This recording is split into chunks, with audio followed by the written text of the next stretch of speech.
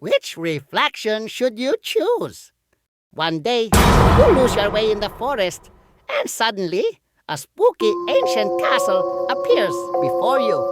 Despite your fear, you step inside, and there, you find a mysterious room with 4 mirrors on the wall.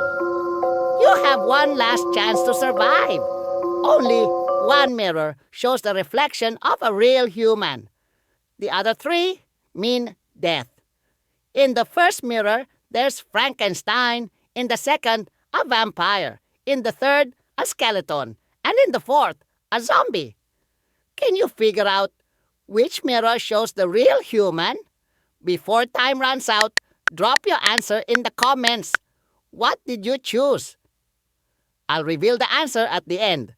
But first, make sure to subscribe to the channel, like the video, and hey, if you're a genius, try to spot the hidden number on the screen and comment it below. So the answer is the second mirror, the one with the vampire, because vampires don't have reflections in mirrors. That means this is just a human dressed as a vampire. For more fun riddles like this, make sure to subscribe and share with your friends.